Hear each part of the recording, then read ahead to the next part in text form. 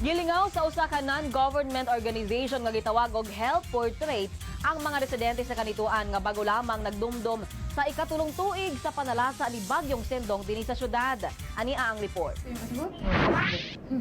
Pinaagi sa temang We Don't Take Pictures, We Give Them, ang international organization nga Help Portrait sayong pinaskuhan ang gipatagamtam sa grupo ngadto sa mga survivors sa Bagyong Sendong dinhi sa car parking area sa Dakong Mall sa Upper Carmen.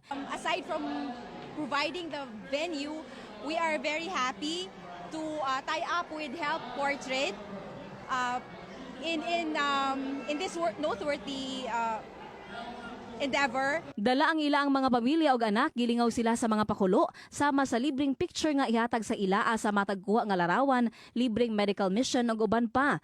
We have a beneficiary family which is Anggawad Kalinga, which composed of 350 families.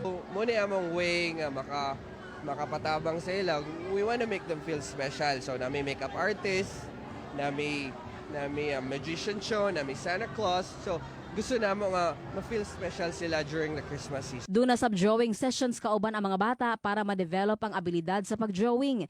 Nalipay man ta mamay man ma'am, kay hindi pa to mga pamilya din. Okay ra. Naghatag sab kalingawan og kabibo ang nag-ala Santa Claus nga mi-entertain sa mga bata og mi-join sa pagpa-picture taking. We join in and we go and do the events and when we come out of there, we feel enriched in our heart and our souls. And that's the important part. You can't deny the people that need love or need caring. Nasarang kini ang ikatulo nga higayon nga aktibidad sa grupo human ang Bagyong Sendong.